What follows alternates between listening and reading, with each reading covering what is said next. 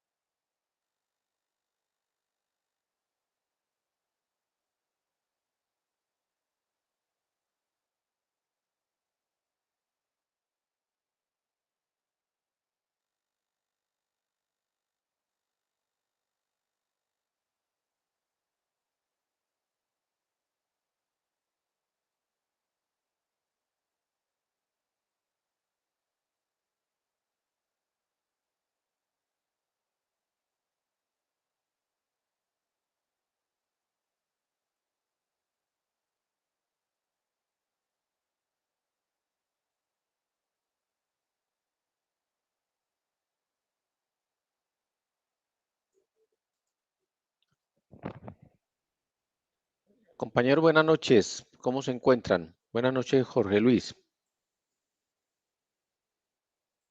Buenas noches, profesor. ¿Cómo han estado? Daniel, buenas noches.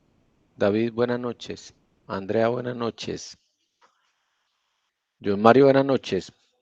Buenas noches, profe. Jorge Luis, buenas noches.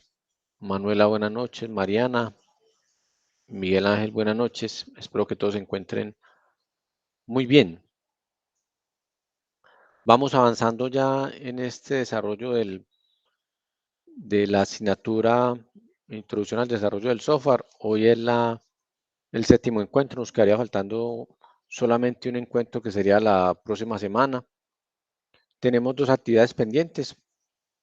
Una que van a entregar esta semana y la otra sería la prueba final del curso, que sería la semana entrante. ¿Estamos de acuerdo? En eso creo que no tenemos discusión. Sí, Ya hemos profe. evaluado dos trabajos. Si alguien tiene alguna dificultad o tiene alguna observación al respecto, por favor me escribe para que podamos solucionar las dificultades que se les puedan haber presentado. De lo contrario, todos están en las mismas condiciones. Es decir, que tendrían pendientes presentar dos trabajos, uno este fin de semana y el otro el de la semana entrante, que sería el trabajo final, que sería el examen final del curso. Listo. Entonces, el trabajo que deben de presentar esta semana está relacionado con el tema de una consulta que deben de realizar relacionado con identificar 5 herramientas de software propietario y 5 herramientas de software libre. Y de cada una de ellas, decir qué tipo de licencias se manejan. Listo. En el día de hoy vamos a tratar este tema. Vamos a empezar por un tema de seguridad que lo dejamos iniciado. Continuamos con temas de perfiles. Finalizamos con el tema de licenciamiento y quedamos pendientes entonces de entregar la próxima semana este trabajo. Tienen plazo entonces hasta el 9 de julio. 9 de julio. Creo que lo podíamos ampliar un poco más hasta el 10 de julio para que ustedes tengan pues las facilidades y de pronto no se le acumulen todos los trabajos, que es que hay veces me dicen que se le acomodan todos para entregar el mismo día. ¿Eso es verdad? Entiendo que se les Sí, acumulan profe. muchas veces para Sí. entregar todos la misma fecha, Sí, ¿cierto? profe, Entonces, casi todos son el el mismo día domingo. es correcto. Entonces yo de pronto les amplío un poquito más el tiempo para que lo entreguen el día lunes. ¿Les parece bien? Muchas gracias, profe. Ok. Bueno, entonces continuamos con desarrollando el tema. Hablábamos de la seguridad y los riesgos que afrontamos con toda la masificación de Internet. En el tema de dispositivos móviles, el teletrabajo que nos trae muchos riesgos de seguridad y ataques cibernéticos de diferentes clases. La vulnerabilidad que tenemos cuando tenemos aplicaciones en la nube que realmente se pueden también ver en diferentes dispositivos, no solamente cuando trabajamos aplicaciones en la nube, sino también en dispositivos móviles o otro tipo de dispositivos. Habíamos dicho que la seguridad es importante, obviamente, porque en ella manejamos diferentes procesos de los negocios y las empresas han tomado, obviamente, decisiones rápidas sin cuestionar el tema de la seguridad. Pero realmente esto es un arma de doble filo. ¿Por qué? Porque podemos tener productos, obviamente, en diferentes plataformas, en la nube, en diferentes dispositivos, pero también estamos más expuestos al tema de ataques y a robo de información. Es importante prevenir amenazas cibernéticas mediante la automatización de herramientas que nosotros tengamos y de procesos, ¿sí? Y tener una protección adecuada a los diferentes sistemas de información de las compañías. Por ejemplo, es el caso de que muchos empleados acceden a las redes estando en la empresa y muchas veces hablan una cantidad de correos que son maliciosos y por ahí se nos pueden presentar algún tipo de ataque o algún tipo de hackeo. Listo. Hay áreas muy sensibles a robos de la información, como son las áreas contables, las áreas financieras, las áreas de comunicación. Por lo tanto, debemos de tener ciertas políticas de privacidad y políticas de seguridad en la empresa. ¿Sí? Es muy importante que en la empresa se tenga una política de seguridad, porque el mayor riesgo que podemos tener en una compañía es el tema de que no tengamos una cultura de seguridad. Es decir, que los empleados no respeten las diferentes políticas de seguridad. Listo. Por ejemplo, los diferentes correos que llegan, se debe tener una política que cuando no es un correo que tenga, digamos, la confiabilidad que se debe esperar o que tenga alguna persona reconocida o que tenga un mensaje sospechoso, obviamente no lo podemos abrir porque nos pueden sustraer claves, nos pueden sustraer contraseñas y hay información confidencial de la empresa, ¿cierto? Cualquier tipo de información que obviamente le sustraigan a la empresa puede ser de mucho riesgo y es vulnerable obviamente para la empresa como tal, ¿cierto? Debemos de tener cierta tranquilidad digital en cuanto a los diferentes procesos que se manejan. Es muy importante encriptar toda la información de vuelta, tener una VPN que nos garantice obviamente ese flujo de información y información encriptada, tener actualizados los diferentes dispositivos, tanto con antivirus, tener unas políticas de seguridad en la empresa que obviamente todas las personas las conozcan y que ahora no que solo las conozcan, sino que también obviamente las practiquen, ¿cierto? Eso es muy importante que tengamos esa conciencia, que no estemos divulgando las contraseñas ni las estemos compartiendo, sino que sea algo realmente privado. Listo. Que cumplamos con los códigos y con las diferentes políticas, por ejemplo, para tener las contraseñas que sean letras, que sean alfanuméricas, o sabemos de tener contraseñas seguras para que sean difícilmente de detectar pues, y de descifrar. Eso es muy importante y debe estar eso dentro de las políticas de las compañías. El tema de bloquear ventanas de emergentes, que son cosas sencillas para eliminar amenazas, por ejemplo, en los navegadores. Eso es algo sencillo que podemos hacer y que se puede poner en práctica como tal. Listo. No sé si alguien quiere contar algún caso de seguridad que hayan tenido en la empresa, algún tipo de fraude, algún tipo de penetración que se les haya presentado. ¿Quieren compartir de pronto esa experiencia?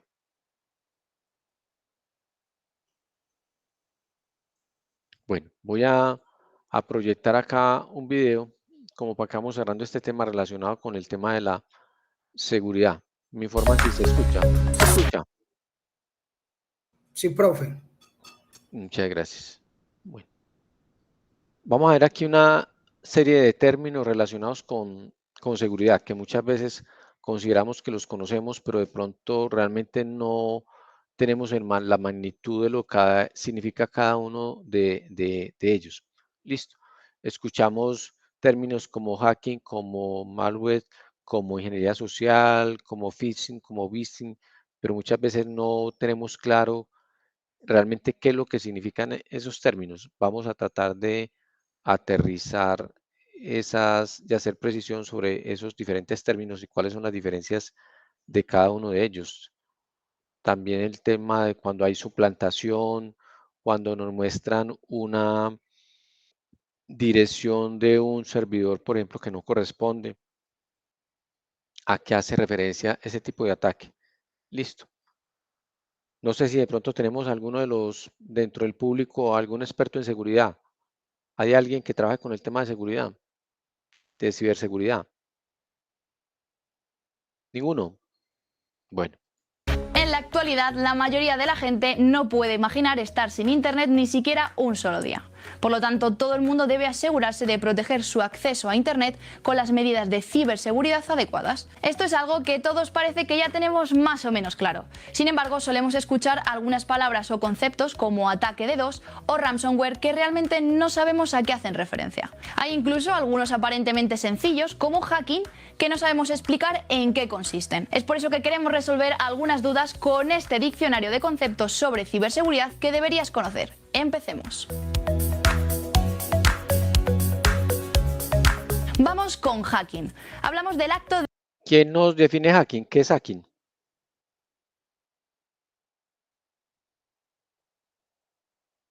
¿Qué es hackear? Profe, es cuando envían un virus y cuando se accede a él, sustraen toda la información. Es el acto de identificar y luego explorar las debilidades de un sistema. O sea, inclusive muchas veces contratamos especialistas en hackeo para que nos digan qué debilidades tenemos nosotros en el sistema, ¿cierto? sea, no necesariamente es con una mala intención, sino que hay especialistas que se dedican a eso para identificar cuáles son los huecos de seguridad en un sistema y decirnos qué debilidades tenemos para nosotros, obviamente, cubrir esos huecos de seguridad, ¿cierto? Identificarlos y cubrir esos huecos de seguridad. Pero también tienen algunos una mala intención, que es precisamente hacer penetración en los diferentes sistemas. De identificar y luego explotar las debilidades de un sistema informático. Esto es, identificar y explotar las debilidades de un sistema de información, ¿cierto? Se identifican cuáles son las debilidades de ese sistema de información o de una red en específico. O de una red, generalmente para obtener acceso no autorizado a datos personales o de la organización. Es correcto, esa es la idea. Ingresar para tener acceso a datos personales o para ingresar a la organización como tal, a realizar cualquier actividad maliciosa o delictiva.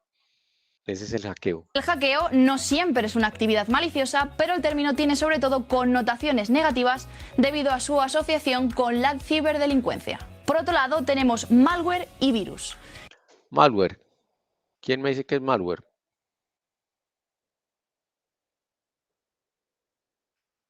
El malware o software malicioso es un término Es el software malicioso. Listo, general utilizado para describir cualquier programa o código que se crea con la intención de hacer daño a un ordenador, red. Ok, entonces lo crean con el propósito de que esa información llegue a nuestros computadores y hacer un daño en los programas, ¿cierto? Esa es la intención. Nos mandan un malware, algo malicioso, nosotros abrimos ese correo y resulta que eso nos va a dañar, obviamente, O el servidor. equipo, o la Un virus, por otro información. lado, es un tipo de malware. Su definición se limita únicamente a los programas o códigos que se autorreplican o se copian Listo, este es el virus. Programas o códigos que se autorreplican para reprogramarse. a sí mismos para propagarse a otros propagarse por toda la dispositivos red. o zonas de la red. Vayamos complicando algo más los términos y adentremos. Bueno, entonces, ¿cuáles llevamos hasta ahora? ¿Qué términos llevamos, muchachos? Aquí malware y virus. Ok. En la ingeniería social. Esta es Ingeniería social. Ingeniería social.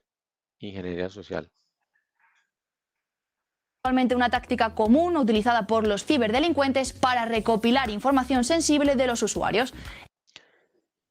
Ojo con este, recopilar información sensible de los usuarios.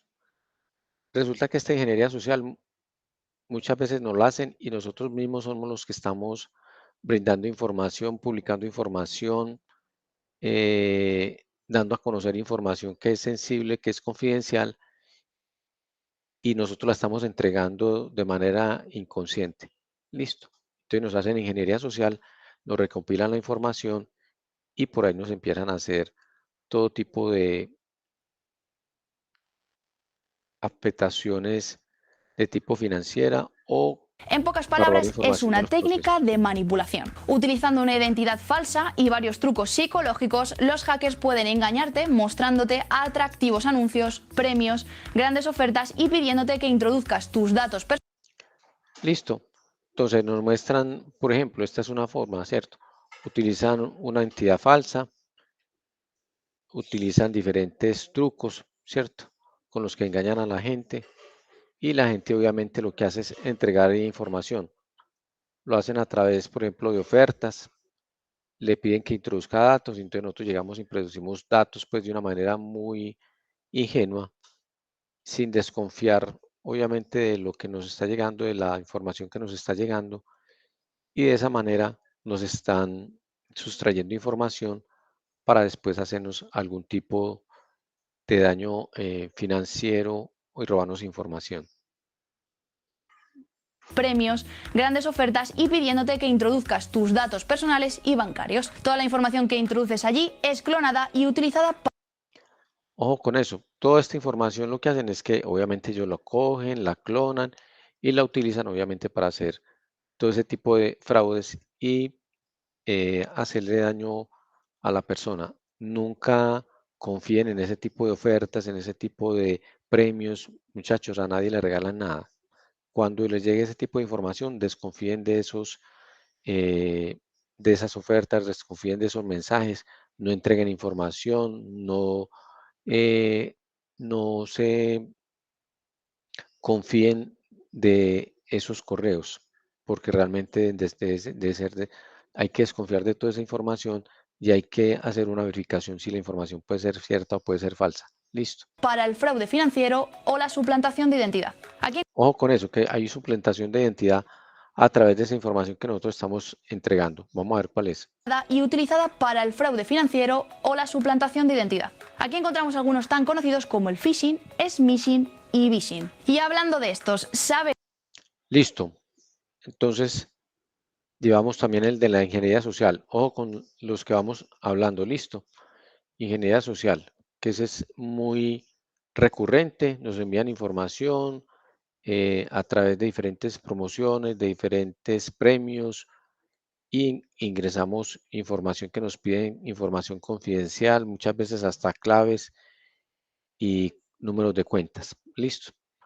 Aquí ya estamos hablando de phishing y de ciertos métodos que utilizan que también nos ¿En hacen qué consiste suplantación. cada uno de ellos? Veámoslo. El phishing o suplantación de identidad es una acción Suplantación de identidad. Listo. Suplantación de identidad.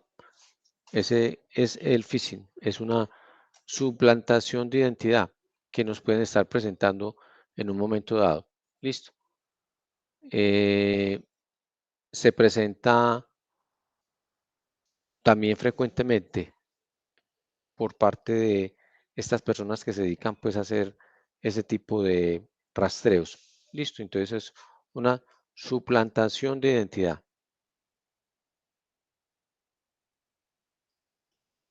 fraudulenta que consiste en el envío de correos electrónicos no deseados imitando ser de alguna fuente legítima. Dichos correos tienen una línea de asunto bastante atractiva, con archivos adjuntos como una factura, ofertas de trabajo o de webs como Amazon.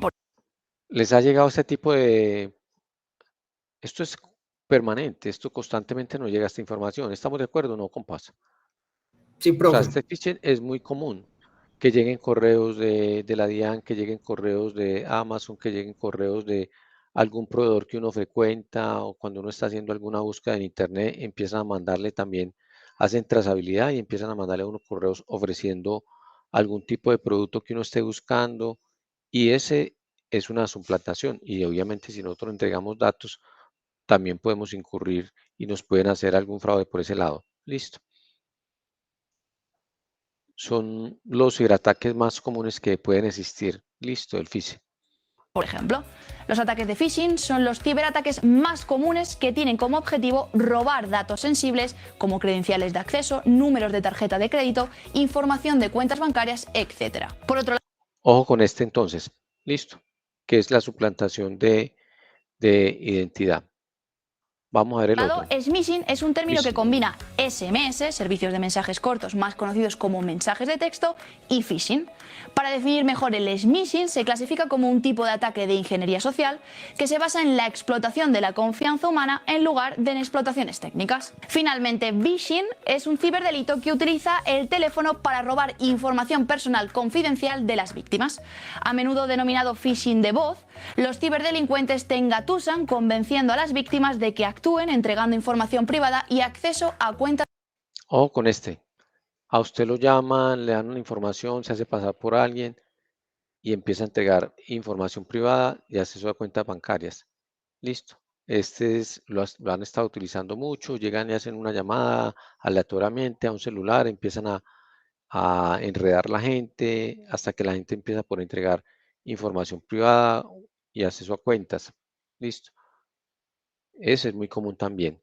Bancarias. DNS spoofing. Seguro que este no. O con este, DNS Sputnik. ¿A qué le suena?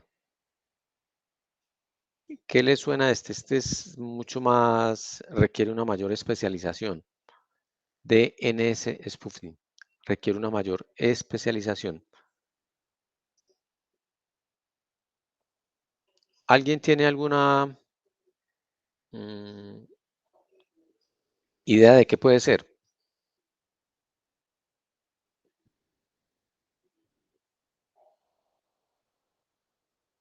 Compas. No problema. Ok. conoces. Pues bien, se trata de un tipo de ciberataque que utiliza datos de servidores DNS manipulados para redirigir a los usuarios a sitios web falsos. Datos DNS, datos de DNS, ¿sí? Manipulados.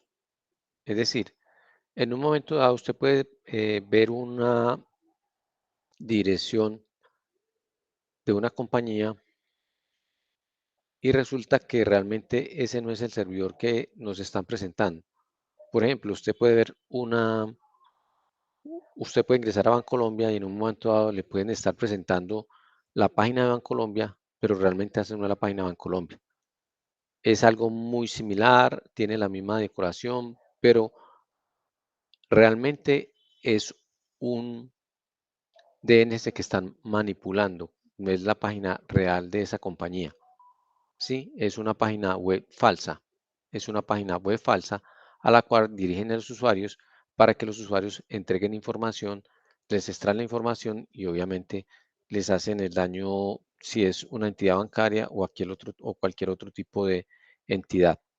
De eso se trata Para este DNS. redirigir a los usuarios a sitios web falsos. El DNS lo que hace es traducir los nombres de dominios aptos para la lectura humana, por ejemplo www.amazon.com, a direcciones. Esta puede ser una falsa, ¿cierto? Nosotros en un momento dado podemos estar ingresando a una dirección de Amazon, por decir algo, falsa. Listo. Y lo que hacen ellos es que redireccionan esa parte para la persona que está haciendo el daño, toma todos los datos y posteriormente hace el fraude. IP aptas para lectura por parte de máquinas, por ejemplo 192.0.2.44. De esta forma no es necesario para el ser humano recordar las direcciones IP de cada sitio que desea visitar. Pues bien, este sistema altera las direcciones IP de los servidores DNS de la víctima para que se dirija a estos sitios maliciosos que suelen parecer legítimos, pero en realidad están diseñados para instalar malware en los dispositivos de los usuarios, robar. Oh, con eso listo. Lo que hacen es instalar dispositivos, roban la información y obviamente ya después lo que hacen es una penetración. Datos confidenciales o redirigir el tráfico. Cuando un usuario busca un sitio web utilizando una URL, tu dispositivo envía la solicitud a un servidor DNS que empareja la URL con la dirección IP asociada. Una vez que el servidor DNS consigue esto, el sistema dirige al usuario al sitio infectado. Vámonos con el término troyano. Un caballo de Troya o troyano es un tipo de código o malware que parece legítimo pero que puede tomar el control de tu ordenador. Un troyano está diseñado para dañar, Este sí lo conocemos, ¿no? El troyano es muy común. interrumpir, robar o en general infligir daño. Actúa como una aplicación o archivo para engañar. Algo que Una vez instalamos. instalado, un troyano puede realizar la acción para la que fue diseñado.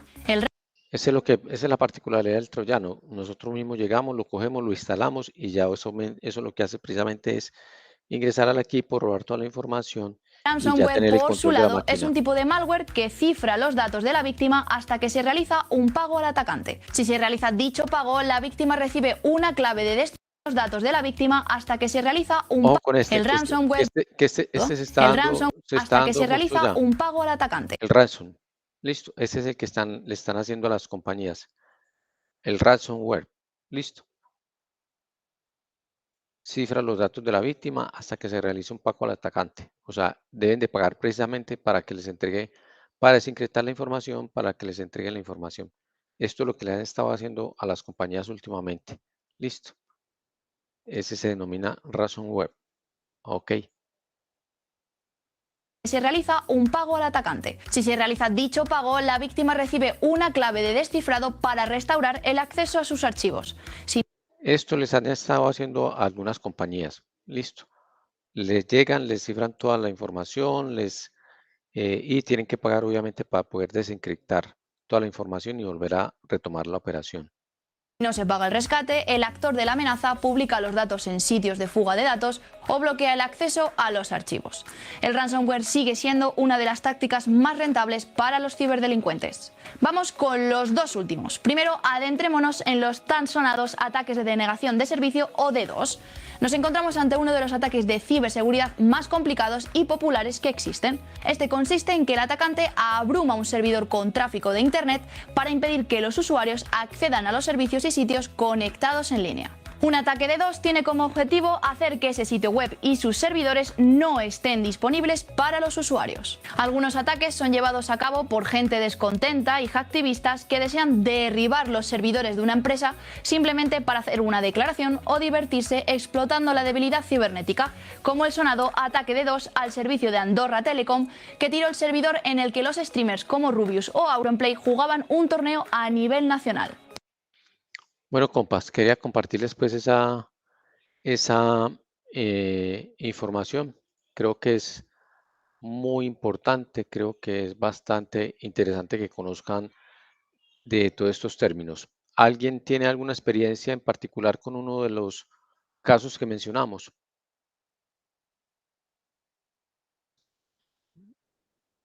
Compas, ¿alguna experiencia les ha llegado, por ejemplo, algún correo malicioso? ¿Han ingresado a alguna página? Pues, profe, sí, al correo corporativo han llegado emails que supuestamente fui ganador de $1 millón, Así que me es. comuniqué Así es. Ujú. Eso. Constantemente está llegando ese tipo de amenazas, ¿cierto? Y tenemos que tener la cultura para poder conocer esas amenazas y que realmente sea una cultura corporativa para que no podamos caer en ese tipo de engaños. Es muy importante también, por ejemplo, el tema de cuando se detectan esos tipos de correos, que en la organización inmediatamente se siembre una alerta, ¿sí? Una alerta informando de que está circulando un correo malicioso, de que por favor no abran esa información porque puede obviamente degradar los equipos de la compañía. Inmediatamente se debe detectar, inmediatamente hay que prender una alerta. Listo, hay que prender una alerta con ese tipo de información.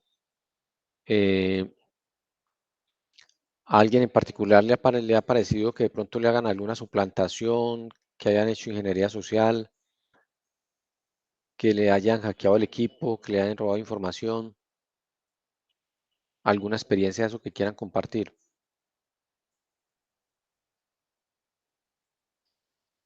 Muy bien.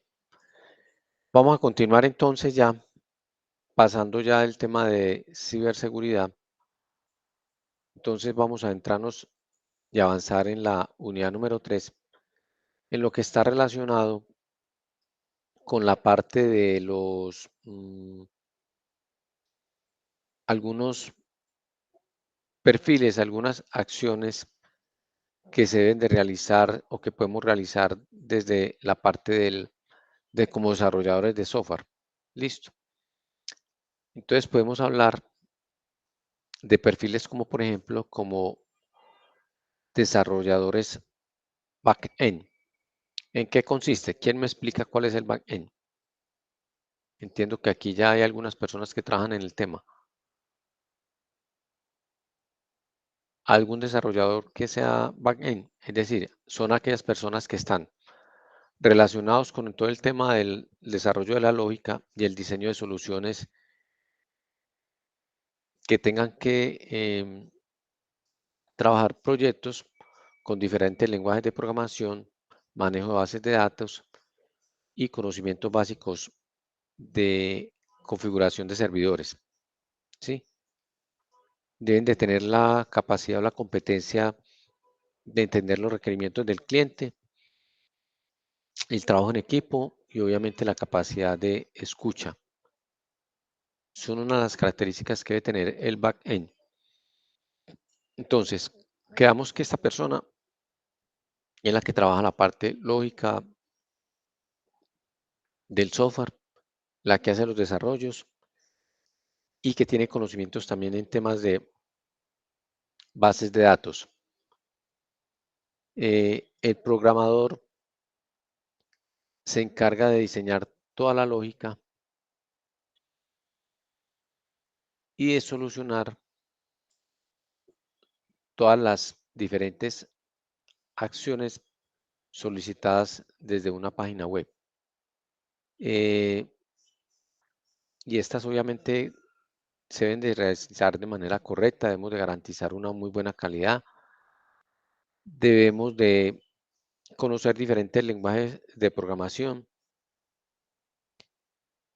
Y muy importante, el tema, muchachos, ya no solamente basta conocer el lenguaje de programación, sino de interactuar con los diferentes bases de datos. Entonces, un desarrollador backend obviamente debe conocer de PHP, debe conocer de bases de datos, debe conocer de lenguajes de programación como Python, por mencionar algunos. Listo. Y la cosa contraria es el frontend, que el frontend ya es el que está de frente viviendo y suministrando una experiencia al usuario de manera grata. Es el que nos da la bienvenida a una aplicación, es el que nos está mostrando a nosotros la cara amable de la aplicación. Se desarrollan aplicaciones web para trabajar fundamentalmente con herramientas como HTML, JavaScript y CSS. Este tipo de actividades es importante, obviamente, porque de eso depende la accesibilidad de las personas, la experiencia que tenga el usuario, la usabilidad de esa aplicación, porque tiene que ser una experiencia muy grata para el usuario. Se debe tener un muy buen diseño. Es la parte visual, es la fachada, la interfase. ¿Listo? Son personas que tienen mucha creatividad. Distinto, obviamente, al back, que es el que muestra lo que tenemos totalmente escondidos. Por decir algo, en una casa se asemeja a la fachada como tal, el frontend, la fachada, lo que ustedes ven, la pintura, las ventanas, la arquitectura. Pero por dentro va, por ejemplo, la tubería, van todas las diferentes instalaciones, va el acueducto, va la tubería de internet. Eso es lo que hace el back. Pero el front se encarga de toda la parte del diseño, que todo quede muy bonito, que todo quede muy hermoso, que sea agradable para la vista del usuario, que sea una experiencia realmente divertida. Eso es lo que hace el front y se debe encargar de ese tipo de situaciones. Para eso, entonces, se recomienda que maneje este tipo de herramientas, HTML, CSS, y obviamente JavaScript dentro de otras. Listo. Muy bien. De pronto en un AAA profundizo más sobre este tema, pero no podría hacerlo ahora porque debo de avanzar pues para evacuar la temática de la unidad número 3. Pero voy a entrar de pronto a profundizar más sobre estos roles del frontend, del backend y también del full stack. Este full stack es el complemento, es la persona que puede cumplir los dos perfiles, tanto el del back como el del front, ¿sí? Entonces es una persona que debe conocer, obviamente, de diferentes aplicativos, tanto para la parte de diagramación, como para la parte de desarrollo, como el tema de bases de datos, ¿sí? Como el tema de configuración de servidores, o sea, es una persona que realmente es muy competente y que pueda desarrollar ambas funciones, tanto la del back como del front. Entonces, esta es una persona que tiene unas competencias muy completas y obviamente dependiendo muchas veces de los proyectos y de su magnitud del alcance, se requiere tener o un back o un front o un full stack que sea el que desarrolle todo el proyecto como tal. Obviamente dependiendo el alcance y el tema de los costos, ¿sí? Porque no es lo mismo tener alguien que realice las tareas de back, otro que haga el front o otro que sea el que realice ambas funciones, que sea el full. Nos encontramos entonces con el tester, que es otro de los perfiles que podemos desarrollar dentro de la parte del desarrollador de software, ¿sí? ¿Quién es? Ese es obviamente el que realiza todas las pruebas, ¿sí? En la plataforma. Son muy importantes, es un rol básicamente que nos debe garantizar a nosotros calidad en el desarrollo del software, ¿sí? Que sí cumplamos con los diferentes requerimientos que estamos,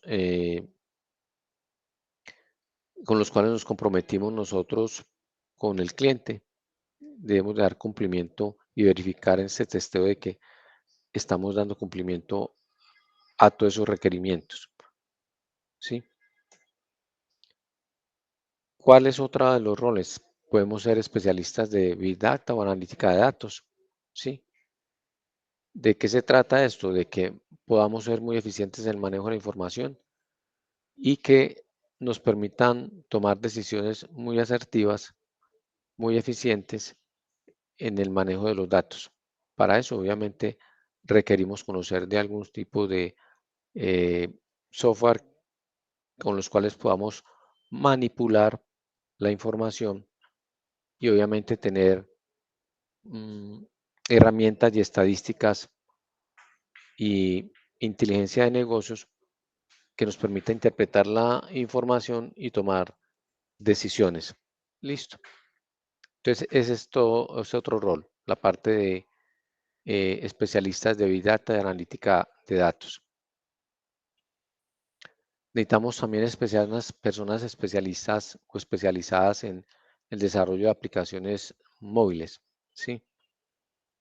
Como ustedes saben, todos los dispositivos requieren obviamente de desarrollos, de aplicaciones, y para eso se requieren personal cualificado que esté capacitado y que realmente sea especialista en el desarrollo de estas aplicaciones para dispositivos móviles.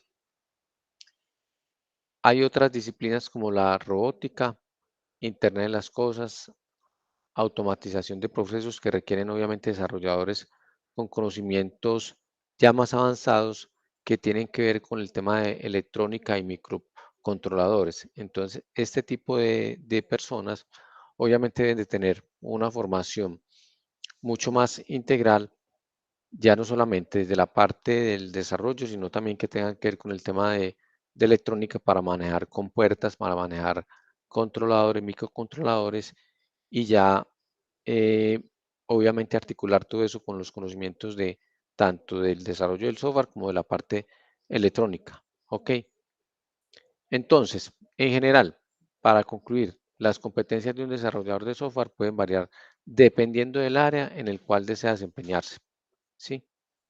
Obviamente, si el gusto de la persona es ser desarrollador, se va a encargar más por la parte del back, ¿cierto? Es la persona que va a estar detrás de la parte lógica, todo el cuento. Si le gusta hacer pruebas, va a estar como tester. Depende de una de sus preferencias. Si le gusta ser diseñador, si le gusta la parte estética, obviamente está más guiado por la parte del front, ¿sí? Siempre hay que tener una buena disposición para adquirir conocimientos de forma autónoma. ¿Por qué? Porque esto está continuamente avanzando. Tenemos que estar actualizados de los diferentes retos y de los diferentes avances tecnológicos, independiente del área donde nos encontremos. Listo. No sé si hay algún comentario, alguna observación con respecto a estos roles, compañeros, que acabamos de mencionar. O si alguien se identifica específicamente con alguno de los que acabamos de hablar. Profe, sí, con el back, pero sin el tema de servidores, nunca me ha gustado. Pues la programación me Entonces, gusta y el entonces front, pero yo no soy muy estético. pero ahí que te dijera yo, para hacer back definitivamente nos tenemos que meter con bases de datos y nos tenemos que meter con configuración de servidores. Yo con las ¿Sí me bases sí, entiendes? pero los servidores siempre les corro. Ese es el tema. Ahí hay que superar como esos paradigmas. Hay que superar esos paradigmas para poder obviamente poder avanzar, para que podamos trascender a otras instancias y ser obviamente competitivos. Listo, entonces esa es la recomendación de que tenemos que ser atrevidos, debemos de perder el susto a todo ese tipo de cosas y obviamente tener una buena capacitación para poder afrontar esas situaciones. Listo, entonces la invitación es a que lo hagamos, compañeros, y que vamos para adelante con ese tema. Pasamos ya a otro aspecto que son el tema, digamos que final de la unidad, que está relacionado con los aspectos legales del software en cuanto al tema de registros de autor. Pero venga que antes de entrar a este tema quiero como dejarles un mensajito con este pequeño video con relación al tema de los, para que se animen respecto a la parte de los, a la parte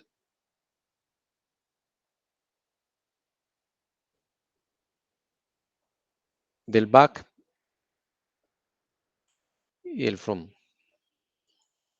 Programación fácil, continuamos con el curso de ¿Se escucha? Python. Empezamos un nuevo bloque en el curso. Opas. Introducción al backend. Profe. Van a ser 4 o 5 capítulos para explicaros algunas cosas que necesitáis afrontar para el curso de Django, que incluiré después de este pequeño módulo.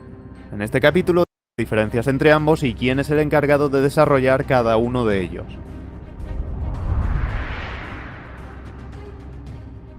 Empecemos por el backend. ¿Qué es? Pues el backend es la parte de un sitio web o aplicación que se encarga de manejar la lógica de negocios y la interacción con la base de datos. Ahora explicaré lo que es la lógica de negocios. Siempre está interactuando con la base de datos, siempre hay que interactuar con la base de datos. Listo. Y con las diferentes reglas y normatividad del negocio, por eso hay que conocer los diferentes procesos del negocio para nosotros poder hacer esos desarrollos. En otras palabras, es la parte encargada de hacer todo lo que no se ve directamente en la interfaz de usuario. En un símil de construcción, el frontend de una aplicación de software puede ser comparado con la parte visible de la habitación, es decir, su diseño, la decoración, las paredes, ventanas, puertas, que en una aplicación de software con el frontend serían los elementos de la interfaz de usuario como son los botones, los menús, los campos de entrada, etc. Por otro lado, el backend de una aplicación de software sería como la estructura y sistemas internos de la habitación, que hace que todo funcione correctamente. En una habitación, el backend incluiría las tuberías, cables eléctricos, conductos de aire acondicionado, calefacción, etc. Mientras que en una aplicación de software, el backend incluiría la lógica de negocios, la gestión de la base de datos, la integración con otros sistemas, etc. Sería toda la parte que no se ve.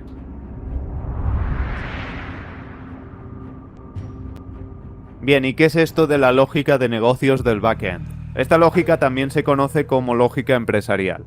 Se refiere a la parte de software que se encarga de procesar la información y tomar decisiones basadas en reglas específicas de un negocio. Por ejemplo, en una aplicación bancaria, la lógica de negocios podría incluir las reglas para aprobar o denegar una solicitud de préstamo, cómo se calculan los intereses y las comisiones, y cómo se gestionan las cuentas de los clientes. Todo eso lo tiene que conocer el desarrollador, obviamente, para poder incorporar toda esa lógica dentro del desarrollo del software. ¿Cuántos retiros son los máximos que podemos tener en el día? ¿Cuántas son las claves, los intentos fallidos de clave que puedo tener? ¿Cómo identifico yo si el cliente tiene o no tiene saldo en la cuenta? Todas esas lógicas del negocio las debe conocer, obviamente, el desarrollador. Pues todas esas cosas son la lógica de negocios.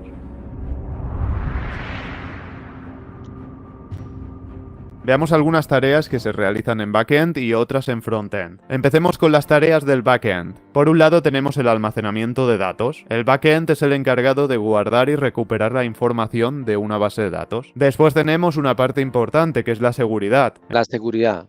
¿La seguridad es a cargo de quién? ¿Quién está encargado de la seguridad? ¿El back o el front?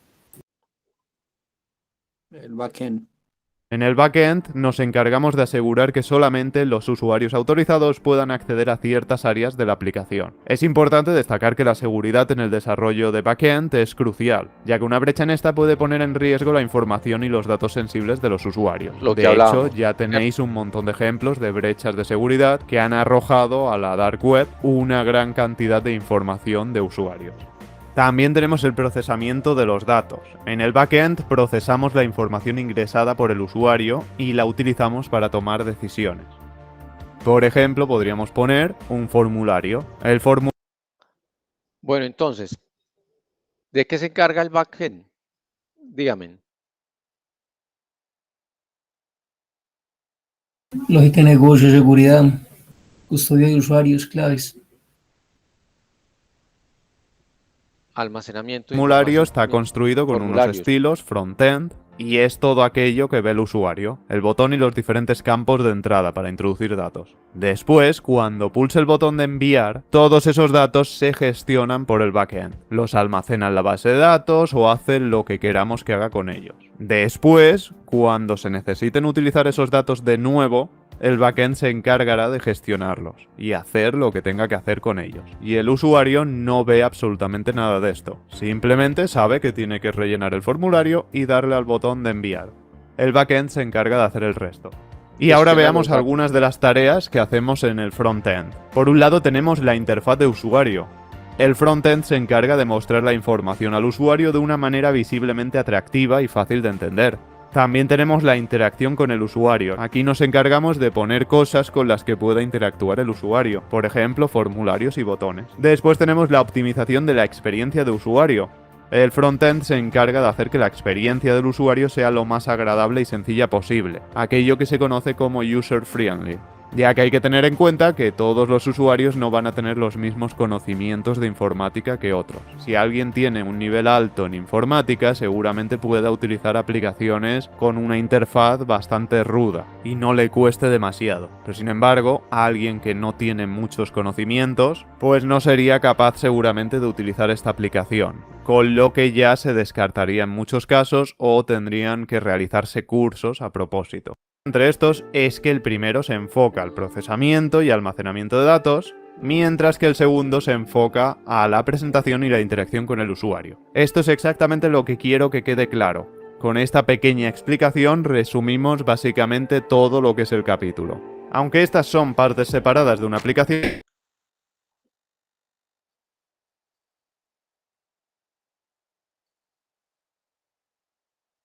Ok, compas. Hasta ahí entonces todo el tema del back, del front. Voy a hacer una serie de preguntas para que vamos redondeando lo que hemos visto en el día de hoy. ¿Quién me menciona 5 términos de seguridad que hemos visto el día de hoy?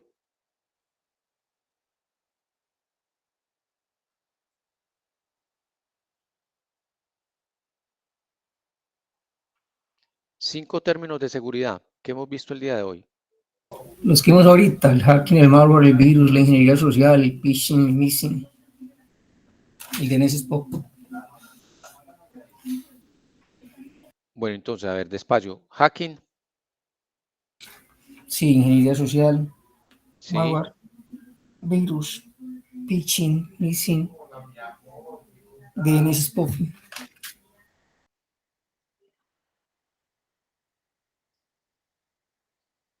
Listo, yo Mario. Yo Mario, ¿qué haces si me iba a presentar el trabajo el día de el último trabajo? Listo. Hombre, gracias, profe. Listo. ¿Quién me menciona 4 actividades que debe realizar el backend?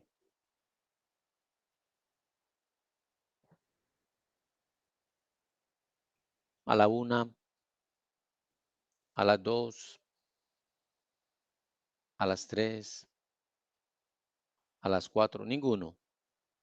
Andrea, Juan Pablo, Eliana, Edwin, Santiago. Compañeros, ¿dónde están? No los veo, no los escucho. 4 actividades que debe realizar el front.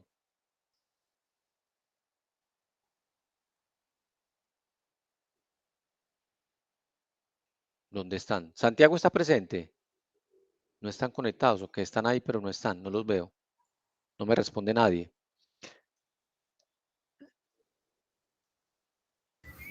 Sí, sí, señor, aquí estoy.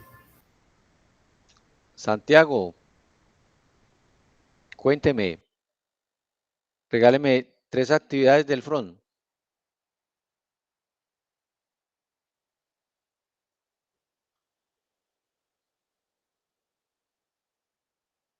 Bueno, ¿quién me las dice? Mariana, María, Hola, Alejandra. profe, buenas noches.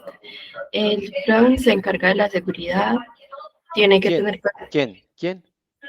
perdón, el back-end, ¿cierto? Se encarga de gestión de datos, de lógica de negocios, creo que era, de la seguridad, y obviamente tiene que tener como una constante comunicación con el front para ver cómo va a ser el diseño. Mm, me falta como para eximite del examen. Todavía no para eximite del trabajo. Todavía me falta más información. Bueno, complementemos eso con lo del front. A ver qué hace el front.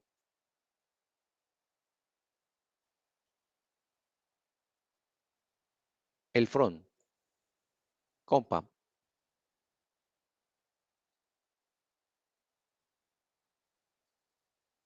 Aló.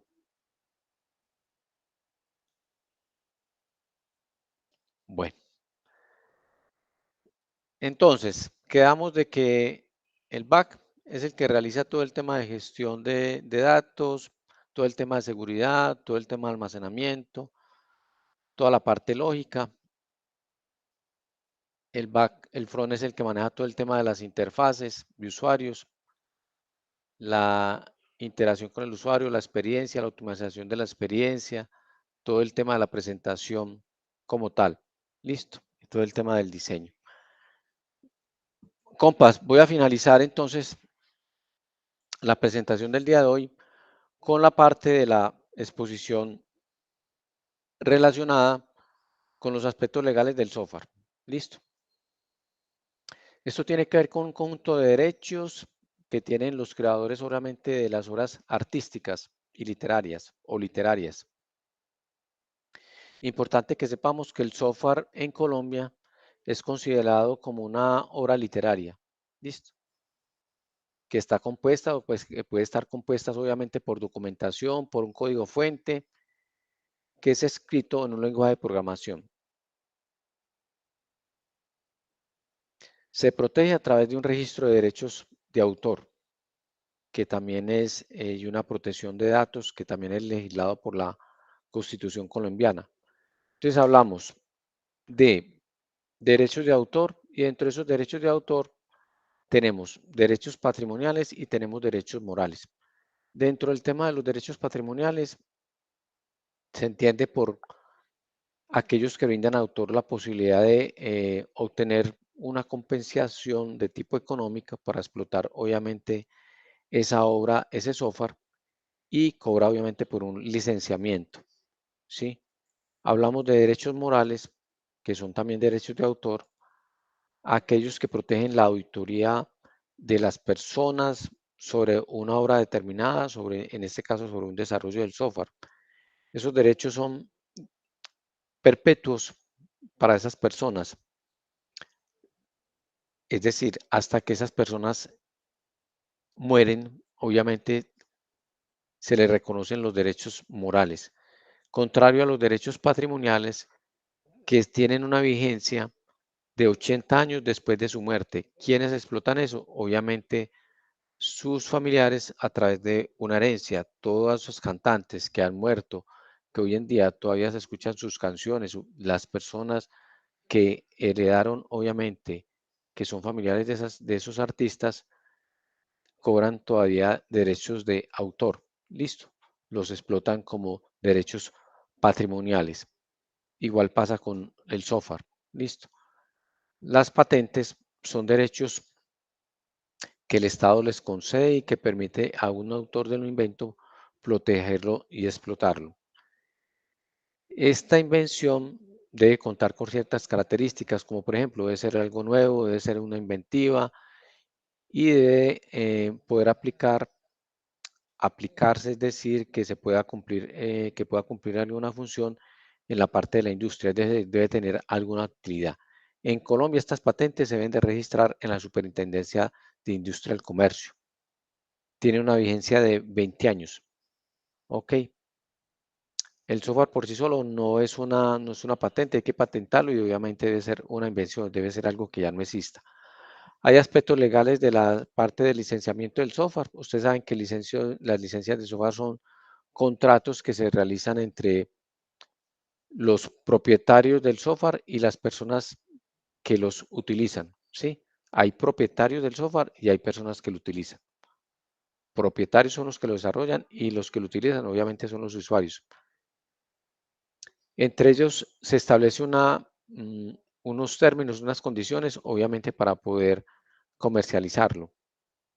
Y estos términos se deben de cumplir. Hablamos también de software propietario y de software libre. ¿Cuál es la diferencia entre ellos dos? La principal diferencia entre estos es obviamente el acceso al código fuente de la aplicación.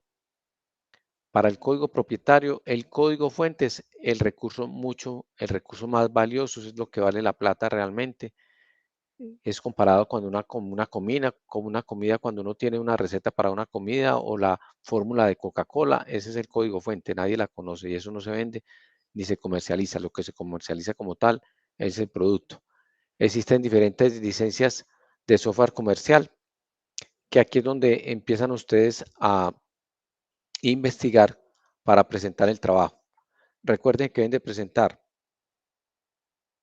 tienen que presentar licencias que sean licencias de uso, decir que identificar cinco tipos de, esta es la consulta, identificar 5 herramientas de software que son propietarios y 5 herramientas que son de software libre. Después de que identificamos esas herramientas, debemos de hablar qué tipo de licenciamiento manejan cada una de esas herramientas. Por decir algo, el software de ofimática, ¿qué tipo de software es ese? ¿Es un software propietario o es un software libre? Propietario. Es correcto. ¿Y qué tipo de licenciamiento manejamos? ¿Qué tipo de licencia se maneja ahí?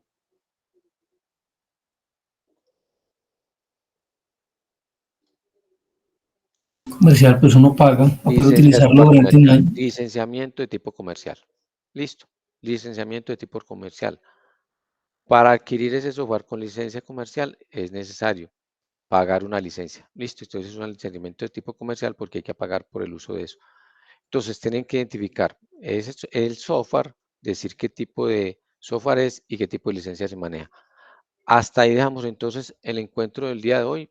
Los invito para que me acompañen entonces al AAA a las 9 de la noche para que avancemos en algunos temas y sigamos con la línea que venimos trabajando en estos AAA. No sé si tienen alguna duda, alguna inquietud, compas, o si no, nos vemos entonces a las 9. Listo, ¿les parece bien? Listo, profe. Un abrazo, muchas Listo, gracias. profe, Gracias, gracias. Andreas. Gracias, John. Gracias, Daniel. Que estén bien.